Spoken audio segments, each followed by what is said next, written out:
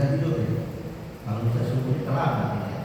Habis subuh enaknya ngopi sambil nonton YouTube, yang rokok-rokok. Nah, banget sih. Nah, tapi kita bela-belain duduk di majelis ilmu, lillah kita. Nah, ini pernah saya sampaikan di Ramadan kemarin, cuma saya ulang dan nanti bisa tahu. Babul ikhlas adalah bab tentang ikhlas. Qala al-Fatih rahimahullah, hadatsana Muhammad bin Fadl bin Ahmad qala hadatsana Muhammad bin Ja'far al-Qarabisi qala hadatsana Ibrahim bin Yusuf qala hadatsana Ismail bin Ja'far an Amr maula al-Muttalib an Asim an Mahmud bin Labid anna Nabiy sallallahu alaihi wasallam qala akhafu ma akhafu alaikum asyirkul asghar, yang paling aku takutkan menimpa kalian adalah syirik yang kecil. Qalu, sahabat bertanya, ya Rasulullah, wahai Rasulullah, wa asyirkul asghar, apa syirik yang kecil itu? Qala, Rasulullah menjawab, ar-riya, riya. Yaqulullahu ta'ala lahum yawma yujazal ibadu bi a'malihim. Allah akan berkata pada hari di mana hamba-hamba mendapatkan balasan dari amal-amalnya, idhabu ila alladziina kuntum tura'una lahum fid dunya fanzuru hal tajiduna indahum khairan. Pergilah kamu kepada orang-orang yang kamu berlaku riya untuk mereka ketika di dunia, fanzuru hal tajiduna indahum khairan, maka perhatikanlah, lihatlah apakah engkau bisa mendapatkan sesuatu dari mereka. Nah, jadi yang pertama yang kita kaji adalah babul ikhlas. Biasanya memang di kitab-kitab walaupun sudah dimasukin bab, biasanya ikhlas itu ditaruh di depan. Biasanya kita lihat itu selalu ada innamal a'malu binniyat. Sesungguhnya perbuatan itu bergantung ya. Maksudnya apa? Supaya sebelum kita baca kitab ini, ngaji kitab ini, kita urusin dulu niat kita ikhlas hanya karena Allah. Tidak boleh karena yang lain. Kalau karena yang lain, nanti di hari ini kita melakukan ibadah karena simpulan, nanti ketika Allah membagikan pahala amal perbuatan kita, walaupun kita melakukan perbuatan dia karena pahalanya, karena kita lakukan bukan karena Allah, karena simpulan. Kita sholat nih, ya, pengen dibilang sama orang tua mantu soleh, bilang Anda sholat kita panjang itu sholat kita saat itu pahalanya nggak ada tuh. Kenapa? Karena niat kita cari perhatian mertua. Nanti ketika amal itu seharusnya dapat balasan pahala, Allah bilang inhabu ila kuntum turabuna, pergilah kamu kepada orang-orang yang kamu berlaku riya. Kira-kira mertua kita bisa kasih pahala apa enggak? Enggak. Hal tajiduna indahum khairan, apakah kalau bahasa nadinya, apakah engkau bisa berpahala dari mereka?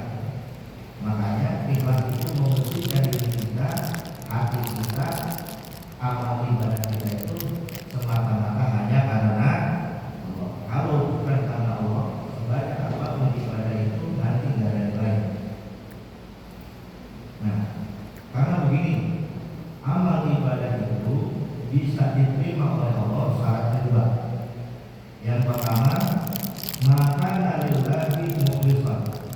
Ibadah itu kita laksanakan semata-mata ikhlas karena Allah. Yang kedua, wali rasulihi muwafiqan. Ibadah itu harus sesuai dengan tuntunan Rasulullah. Ini dua nih. Ibadah itu satu, sebelum ibadah niat kita benar-benar hanya karena Allah, bukan karena yang lain. Itu. Yang kedua, ibadah itu harus sesuai sejalan dengan apa yang diajarkan oleh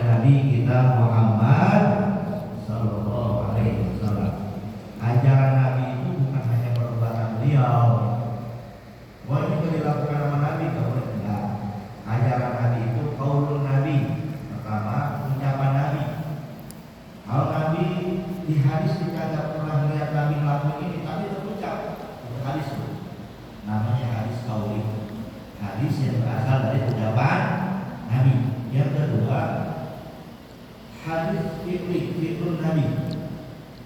Ini Nabi nggak ucapin, tapi kerjain.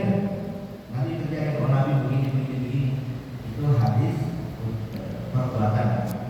Yang ketiga adalah taklilun Nabi, persetujuan Nabi. Nabi nggak ucapin, Nabi nggak kerjain, sahabat yang kerjain, Nabi diem. Itu juga hadis. Jadi jangan salah.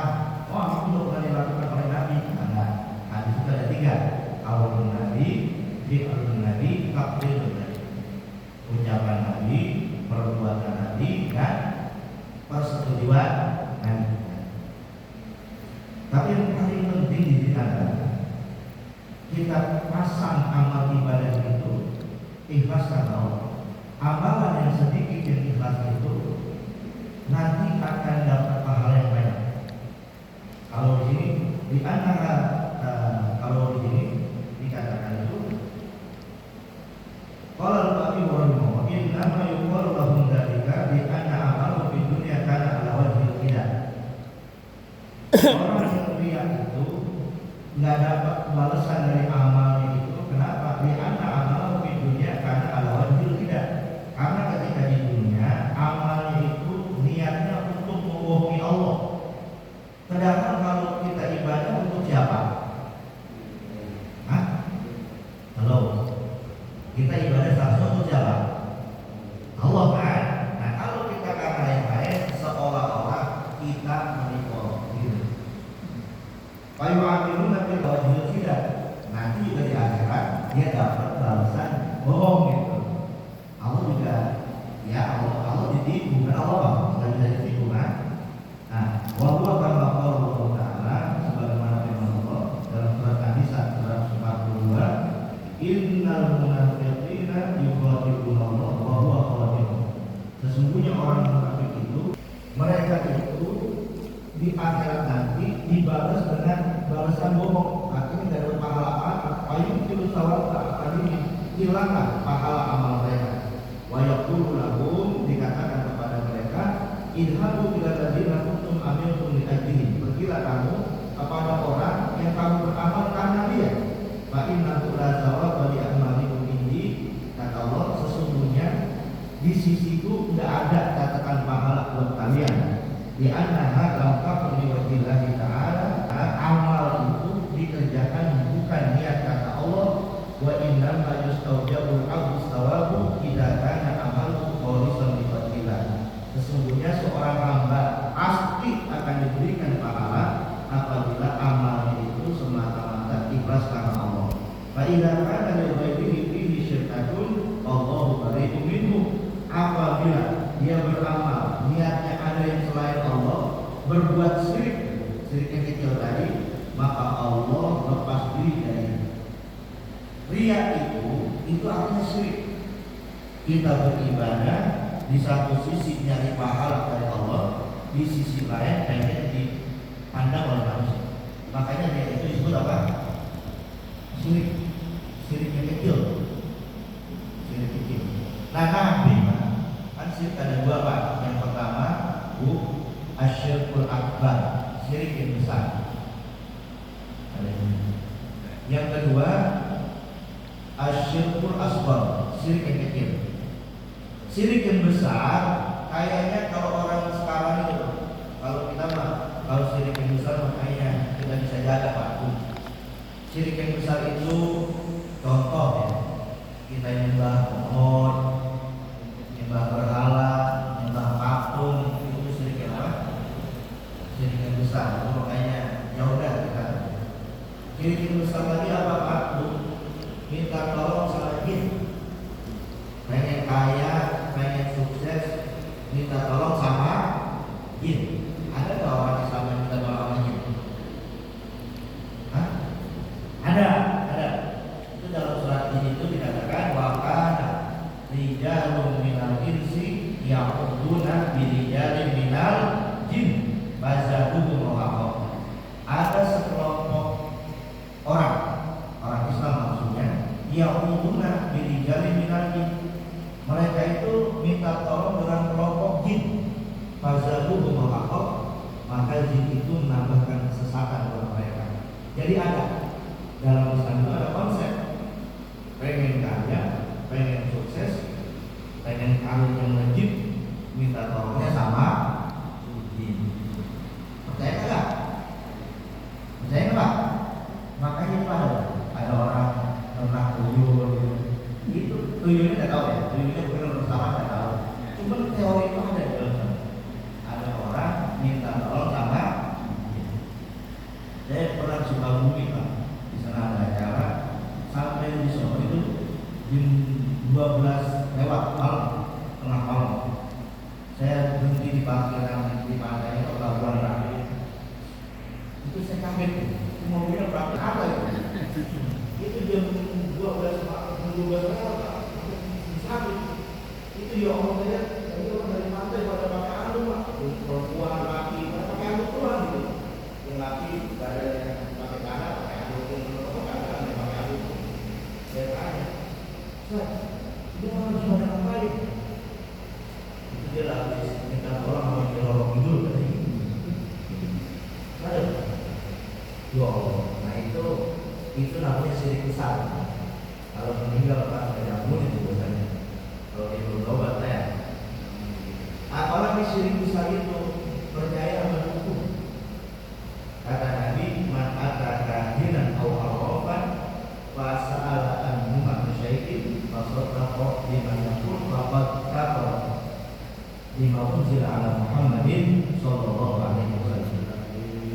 Siapa orang yang datang ke orang kita atau kahin paranormal terus nanya sesuatu kepada dia, fa saddaqa bima yaqul, diyakini jawaban si dukun paranormal itu benar. Apakah orang yang mau menjelaskan Muhammadin, maka sungguh pada saat itu dia kafir terhadap ajaran yang dibawa oleh Nabi kita Muhammad sallallahu alaihi wasallam. Jangan tuh, nggak boleh. Kalau dulu namanya ahli nujum, ya ahli nujum itu terlalu kasar, digantilah dukun juga terlalu kasar, diganti paranormal juga terlalu kasar juga, diganti orang kita juga masih kasar, diganti guru spiritual itu dukun keren ya, dukun juga. Nah Pak, itu jangan sampai belajar, apalagi sekarang ya dukun itu maknanya lebih alim dari kiai Pak, juga ya itu jangan sampai kita. Nah itu syirik-syirik yang besar, syirik-syirik yang gede. Tapi yang Nabi khawatirkan menimpa kita adalah syirik yang kecil. Kita ibadah, kita berjuang, melakukan ketaatan, tapi di hati kita selain Allah. Makanya dalam surat Asy-Syu'ara ayat 88, 89 Allah berfirman, Yauma la yanfa'u malun wala banun illa man atallaha biqalbin salim. Pada hari itu ketika kita berjumpa dengan Allah, tidak ada gunanya lagi harta kita, tidak ada lagi gunanya anak yang kita banggai. La yanfa'u malun illa man atallaha biqalbin salim, kecuali kita datang menghadap Allah membawa hati yang selamat, hati yang bersih. Salah satu tafsirannya adalah al-ikhlas, yang akan menyelamatkan kita ketika kita menghadap Allah. Hati kita ketika di dunia ibadah kita ikhlas karena Allah. Ini Allah berat banget. Imam Abdul Wahab Asy-Sya'rani beliau mengajarkan ini, Al-Ka'batu Baitullahi fil ardh. Ka'bah itu rumah Allah di atas permukaan bumi. Wa kadzalikal qalbu fil haqiqah Baitullahi fil insan. Sementara hati itu adalah rumah Allah pada setiap jiwa manusia. Inna qalbaka baitullah. Hatimu itu adalah rumah Allah. Hati kita ini rumah Allah. Maksudnya apa? Hati kita ini mesti taholi, kosongin. Nggak boleh ada yang masuk di hati kita kecuali hanya Allah. Ketika Ketika kita ibadah, nggak boleh karena bulan, karena ini, kita ibadah semata-mata wajib hanya karena Allah. Di hati kita hanya ada Allah. Kalau ada yang lain, Allah nggak mau. Coba masukin Allah di hati kita, memasukkan makhluk, Allah itu benci. Kalau hati kita tidak ada yang lain selain Allah, hilangin pakai kosongin. Kalau bahasa Katolik, kosongin hati kita. Kalau nanti ada tajal, masukin Allah di hati kita. Gitu. Makanya buat kita nih dalam mazhab Imam Syafi'i, ikhtilaf ya Pak ya. Ini mazhab Imam Syafi'i, at-talaffuz bin niyah mustahab.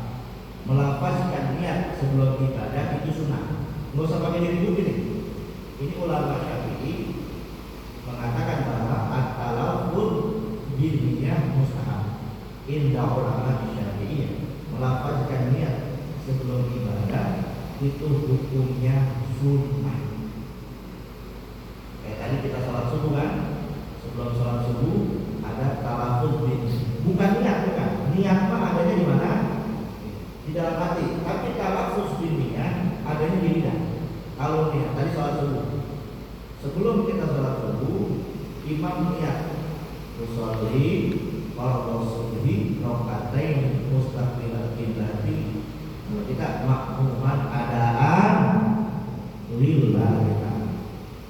Talaffuz bin niat itu mengingatkan kita bahwa ibadah ini kita lakukan hanya karena Allah, lillahi ta'ala.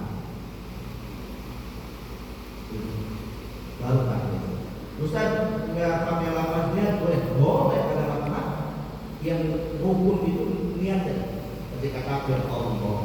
Tapi talaffuz bin niat itu jadi sunnah. Kenapa? Karena dia itu mengingatkan kita kalau ibadah yang akan kita kerjakan ini hanya karena Allah. Semua ibadah ada talaffuz bin niat.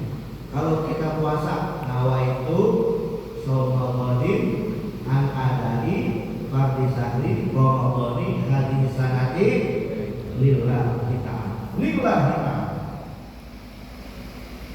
Buat kita yang pernah haji, pernah umrah, selain labbaik Allahumma umratan wa labbaik Allahumma hajjah, di fikih itu nawaitul hajjah wa ahramtu bihi fardhon lillahi ta'ala.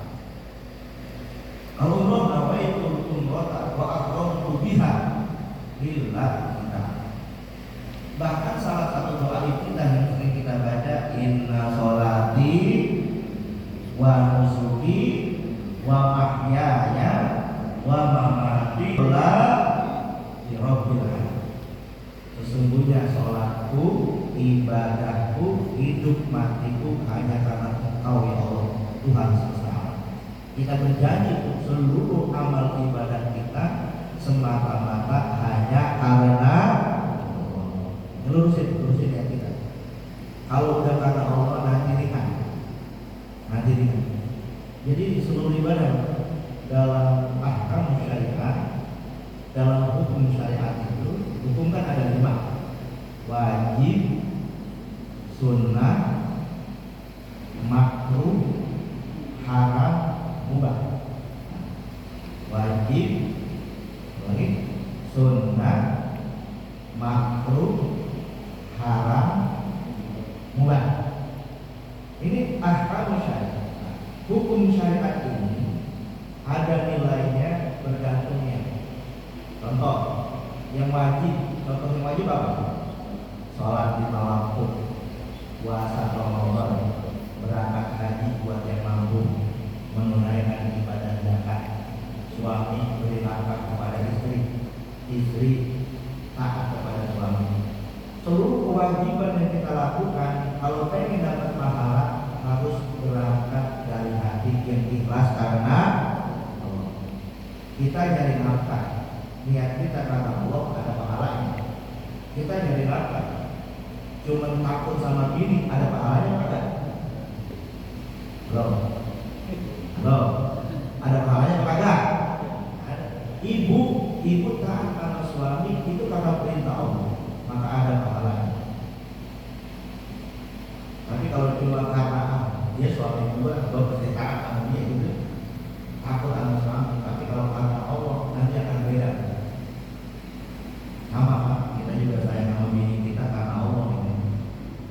Jadi kalau udah kata Allah nanti udah ingat tambahan. Yang kedua, yang sunnah. Yang sunnah apa? Qabliyah, sholat qabliyah, sholat ba'diyah, tahajud, puasa Senin Kamis, apa lagi?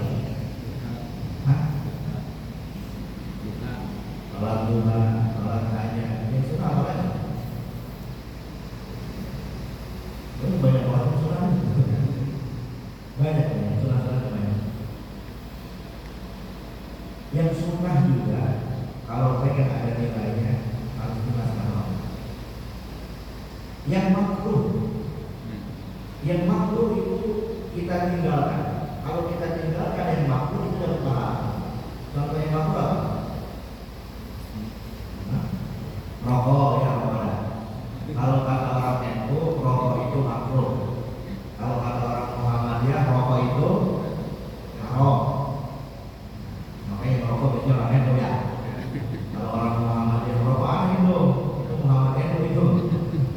Orang tadi Muhammadiyah hukum rokok itu haram. Tapi kalau tadi NU hukum rokok itu makruh. Kalau makruh itu ditinggalin dapat pahala, dikerjain kagak bisa. Kenapa ya tinggal rokok? Enggak. Emang kenapa? Ini takut kesehatan Anda terganggu. Ada pahalanya? Nggak ada. Kenapa nggak rokok? Banyak makruh. Belum teman. Ada pahalanya. Tinggal rokok ada pahalanya. Apalagi makruh makan petek mau bayar. Mau bayar. Mau sholat jamaah makan petek. Kira-kira ganggu orang apa ada? Tapi kalau makan peteknya di luar waktu itu mah boleh, Mbak. Mau makan petek, makan jengkol, makan bawang, mau sholat itu makruh. Tapi kalau cuma gara-gara kita takut ganggu orang, tidak ada pahalanya. Kenapa? Karena ini bilang makruh, jadi ada pahalanya. Apalagi termasuk makruh itu kaligrafi di masjid yang berlebihan. Masjid ini kaligrafi yang berlebihan itu makruh itu. Kalau berarti itu perkara mubah, tapi kalau udah berlebihan jadi makruh. Yang keempat itu adalah haram. Pekerjaan haram itu akan kita tinggalkan itu dari pahala. Kalau kita ninggalinnya itu karena Allah begitu maksudnya. Apa sih yang haram contohnya? Puasa dulu, polisi ya, banyak yang haram itu. Mabok, minuman keras, zina, lagi makan babi, apalagi korupsi haram apa makruh maksud? Haram kan, mencuri kan? Memang apa? Pak, kan dijaga, kenapa Bapak nggak korupsi? Anda takut ditangkap KPK. Kira-kira ada pahalanya pada? Nggak ada tuh, karena bukan karena Allah. Tapi kalau karena Allah, kenapa nggak korupsi? Enggak, tidak. Allah nilai alam. Dan yang terakhir adalah mubah. Kalau mubah ini benar-benar perkara yang sebenarnya nggak ada nilainya. Makan, minum, tidur itu perkara mubah. Perkara mubah yang kita niatkan menjalankan perintah Allah itu menjadi perkara yang sunnah, ada pahalanya. Contoh, kita tidur itu perkara mubah. Bapak tidur nggak dosa, bapak nggak tidur juga kagak dosa. Makan itu perkara mubah. Bapak makan nggak ada pahalanya, bapak nggak makan nggak ada dosanya. Yang mubah itu dikerjain kagak berpahala, ditinggalin juga nggak berpahala. Itu perkara mubah. Cuma kalau perkara mubah itu kita niatkan karena Allah. Contoh tidur. Kalau bapak tidur, ibu tidur aja udah. Kagak baca doa lagi. Sepanjang bapak ibu tidur kagak ada nilainya. Tapi kalau sebelum tidur kita baca doa, syukur-syukur baca sholawat ya Allah, sepanjang kita tidur 8 jam itu nilai ibadah di hadapan Allah. Makanya kalau tidur usahain doa dulu, tidur syukur-syukur sholawat, baca sholawat 10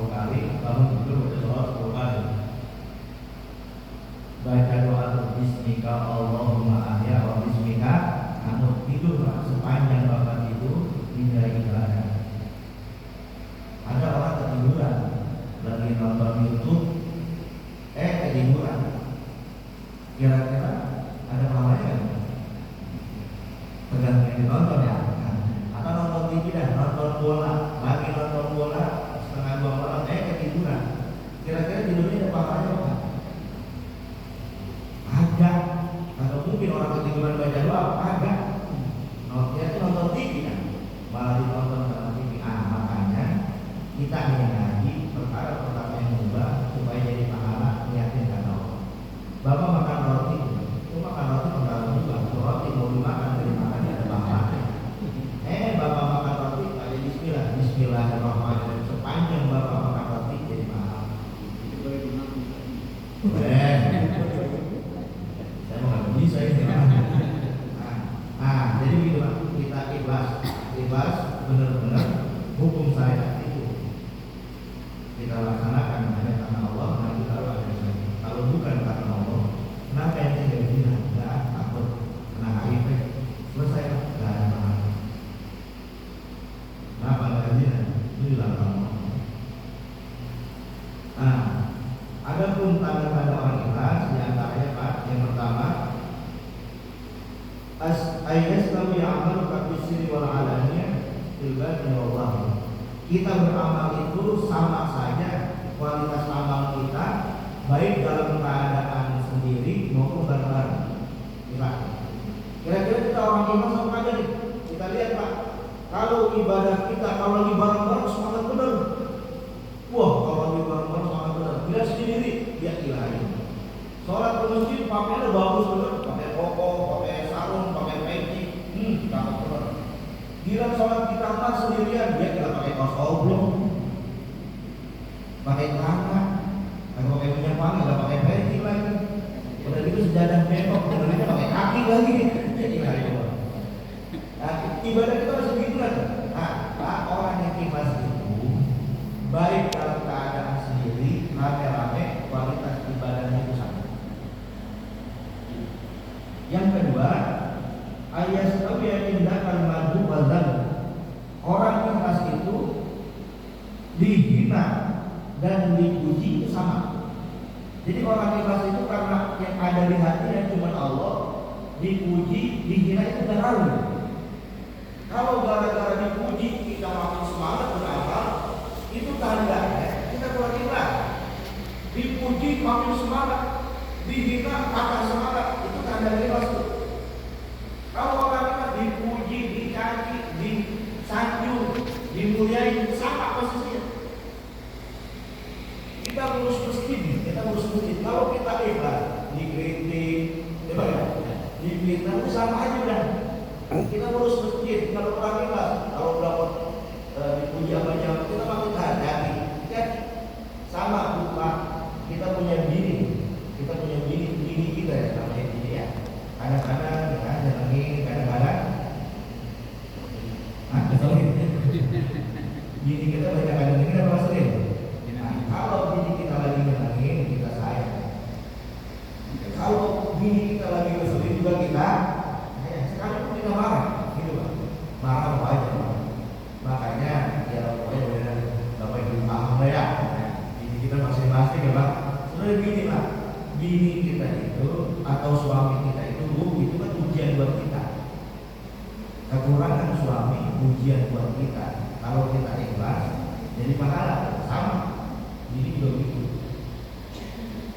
Jadi kalau seorang istri dia karena Allah, dia berbuat, dia taat sama suami, dia masak karena Allah. Masakannya gak dimakan sama suami, biasa aja. Terserah Pak, kalau makan silakan, enggak ya silakan. Tugas aku sebagai istri taat. Saya cari pahala di hadapan Allah. Ini udah masak capek-capek, lakinya di masjid yang udah makan. Maaf banget, Mama udah makan masakan Mama, udah kenyang. Tadi di masjid udah makan roti. Mama udah makan Mama, panjang dari itu jangan begitu.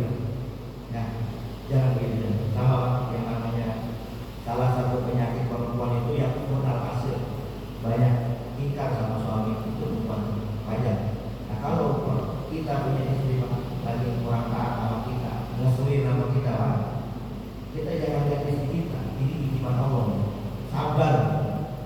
Jangan bisa mulut kita. Mama itu berbuat terima kasih. Ayo berproses bantu. Wah macam-macam udah kayak ceramah. Makanya doa orang kita gini. Barakallahu lakuma kan wa baraka alaikuma wa ja'ala bainakuma fi khair. Dua kali.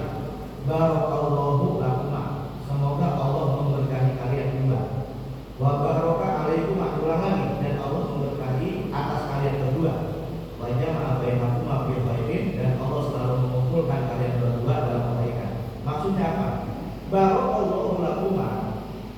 semoga Allah kasih keberkahan kepada kalian berdua dalam perkara-perkara yang enak. Kan kalau nikah itu kita berumah tangga kadang enak, kadang nggak enak. Yang enak-enak jadi berkah, duit cukup, badan sehat, anak-anak pada taat, sekolah anak-anak kebayar, ekonomi cakep, itu kebaikan-kebaikan. Barakallahu lakum. Kalau yang baik-baik mudah-mudahan jadi berkah. Wa baraka alaikum, dan mudah-mudahan yang jelek-jelek jadi berkah. Istri cerewet, laki mancing dulu. Ada laki mancing dulu ya? Nah, kekurangan duit Pak, kekurangan duit, anak sakit, itu kan gak enak tuh. Itu ujian. Yang gak enak juga kita doain mudah-mudahan jadi berkah. Kenapa? Yang gak enak kalau sabar jadi berkah. Jangan yang gak enak-enak jadi petaka. Ada kekurangan duit, akhirnya pada berantem. Ada yang begitu? Nah, itu makanya doain yang enak-enak jadi berkah, yang gak enak juga jadi berkah. Wahnya menambahin aku maafin khairin. Mudah-mudahan selalu kalian berdua dikumpulkan oleh Allah dalam mereka. Itu Allah. Nah, kita bagaimanapun keadaan kita jalan sama keadaan kalau kita jalan karena kita taat, kita tanggung jawab, ya kita lillah. Kita orang yang ikhlas dipuji, disanjung sama. Kalau bapak pengen dipuji terus mustahil. Kita berbuat baik pengen semua orang senang sama kita mustahil. Manusia paling mulia Nabi kita Muhammad Sallallahu Alaihi Wasallam. Tapi Nabi Muhammad ya ketika hidup dicaci, dimaki, dihina, dicemooh, dilempari kotoran ontak. Apakah Nabi patah semangat? Enggak. Inna kalam majnun, Nabi dibilang orang gila kan? Terus Nabi berhenti dakwah? Enggak kan? Nabi terus berdiri tegak mendakwahkan Islam kepada orang-orang kafir Quraisy. Kenapa? Yang ada di hati Nabi hanya Allah. Kita juga begitu, berjuang di RT, di RW, di lingkungan, di masjid. Udah berjuang aja lillahi ta'ala. Mau dipuji, mau dihina, mau dicaci, mau dimaki, bodo amat. Yang penting lillah kita. Lalu yang ketiga adalah Allah tatlu syuhudan ala amalika illallah wa la tatlu jaza ala amalika ilama. Jangan sekali-kali orang ikhlas itu tidak minta kebaikannya itu disaksikan oleh orang dan tidak minta balasan dari kebaikan itu. Orang ikhlas itu dia yakin wa kafa billahi syahida. Cukuplah Allah menjadi saksi kebaikan saya. Mau orang lihat mau kagak bodoh amat.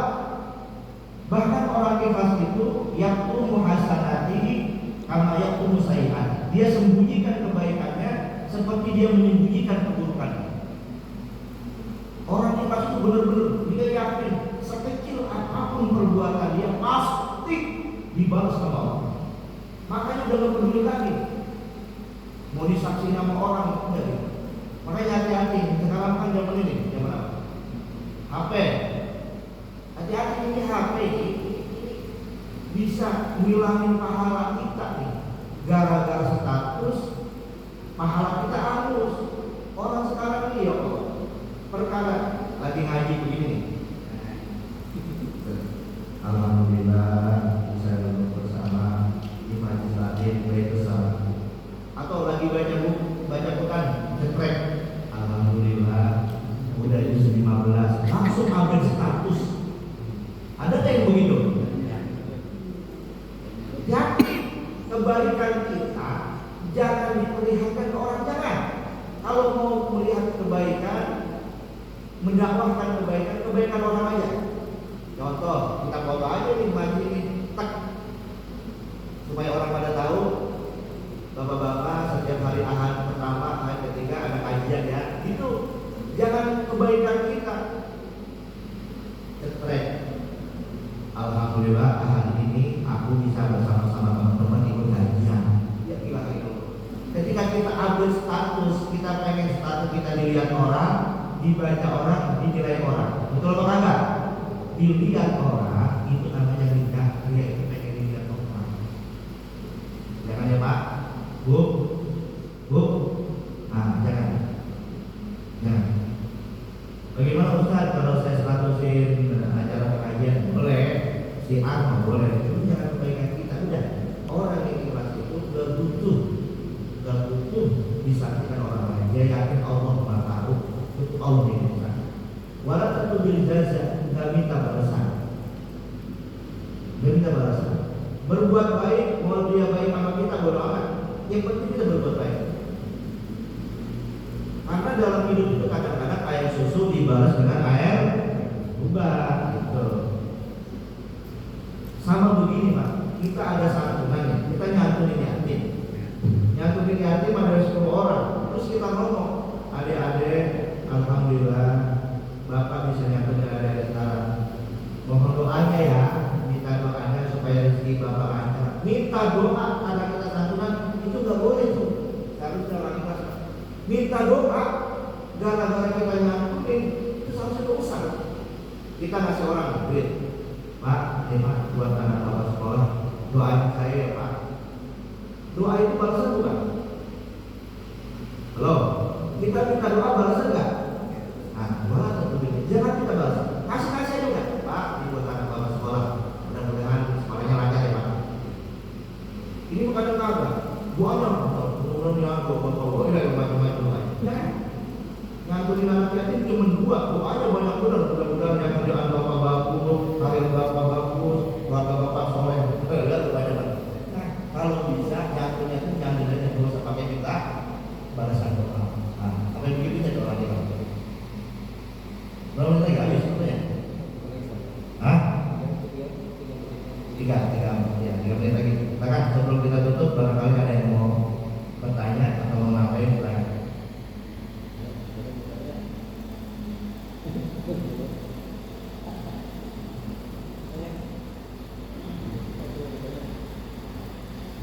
Ada yang nanya? Ini Pak mau ngantuk ini? Ya, silahkan. Mikir ya, tadi di awal disampaikan terkait dengan sholat syuruk.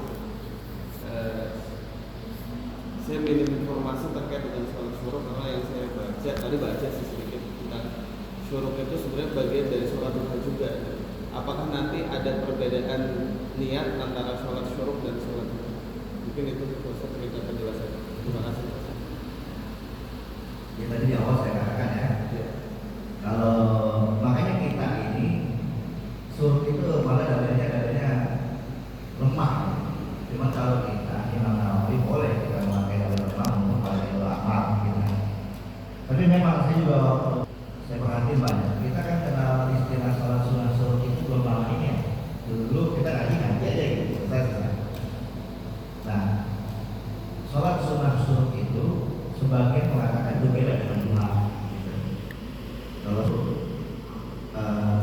dia habis sholat wajib di masjid, dia berzikir kepada Allah sampai datang subuh, lalu dia sholat berkah gitu. Jadi di masjid berzikir kepada Allah sampai datang subuh, lalu dia sholat. Kalau sholat duha, nanti di situ mataharinya berapa derajatnya. Jadi kalau kita berkeyakinan adalah sholat subuh berarti sholat sunnah duha, boleh. Ada yang pendapat itu. Tapi kalau kita begini, enggak, saya mau sholat sunnah subuh, nanti sholat duha di rumah, itu juga boleh. Gitu. Niatnya beda. Kalau suruh, sholatnya sunnah pas. Mungkin gitu. Syuting. Syarul itu kan kalau bahasa kita terbit. Kalau yang berkata mudah, usolli sunnah subuhi rokataini mustaqbilan mahmuman adaan dilanjut. Atau usolli sunnah al-isyraqi rokataini mustaqbilan mahmuman adaan dilanjut. Kalau enggak, ya Allah, saya niat sholat sunnah isyraq suruh 2 rakaat dengan kawin mungkin. Kalau sholat sunnah duha, kemudian usolli sunnah al-rokataini. Jadi kalau mau dilapasnya tadi usolli sunnah al-isyraqi rakaataini mustaqbilan qiblati makmuman adaan lillahi ta'ala. Kalau pakai bahasa Arabnya, kalau Indonesia Allah, saya mau sholat sunnah suruh 2 rakaat menghadap kiblat karena Allah, nanti Allah Akbar gitu ya. Jadi niatnya beda. Ada lagi? Jadi hanya terbatas dari niatnya. Karena kalau kita syukur gitu kan, terus sama taubat gitu kan. Jadi kadang kalau ada pertandingan itu bisa digabung. Nah sekarang niatnya itu seperti apa? Nggak bisa digabung, nggak bisa digabung. Setiap sholat itu ada niatnya masing-masing. Makanya pentingnya niat kan begitu. Kalau sholat istikharah, kita lihat sholat istikharah, sholat sunatan istikharati. Kalau taubat, sholat sunatan taubati, dengan rakaat yang beda, dengan bacaan yang beda tentunya gitu. Sholat istikharah sendiri, sholat taubat sendiri, niatnya juga beda-beda. Nah pentingnya niat kita begitu. Pentingnya niat itu kita begitu. Kadang-kadang kan gini, nggak usah, ya boleh juga, nggak usah. Kita melihat udah kita ke masjid aja udah lihat jatuhnya. Kata dia gini nih, dia mau sholat zuhur. Kalau Imam Syafi'i kan enggak. Nanti kalau mau takbir, talafuz dulu ini ya. Ya Allah, saya mau sholat zuhur 4 rakaat menghadap kiblat, jadi makmum karena engkau. Tapi kalau yang berpendapat talafuz ini yang itu bukan sunnah, dia nggak begitu. Enggak udah. Saya dari rumah mau ke masjid aja udah lihat sholat zuhur namanya. Cuman kan nanti ketika di jalan itu kita ngobrol sama orang atau jawab salam orang, menyapa orang, itu niat kita dari rumah udah terkotori. Sementara niat itu adalah awal daripada kita melakukan ibadah. Makanya ikhtiarnya lebih baik tetap kita pakai talafuz tadi. Beda Pak, tidak bisa digabung antara sholat sunnah istikharah dengan sholat sunnah taubat masing-masing. Yang bisa digabung itu puasa. Bapak, ibu misalkan ini waktu Ramadan haid, terus mau ganti puasanya di hari Senin dan hari Kamis. Niatnya untuk puasa, cuma niat juga untuk melaksanakan sunnah gitu. Itu bawa tuh yang wajib bawa yang sunnah. Itu bisa ada yang gitu. Cuma kalau soal apa masing-masing. Ada lagi?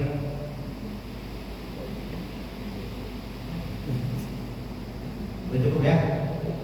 Allah Ta'ala soal kita soal udah lewat waktunya besok ya? Udah lewat waktunya. Nah, nanti kita soal suruh apa biasa ya?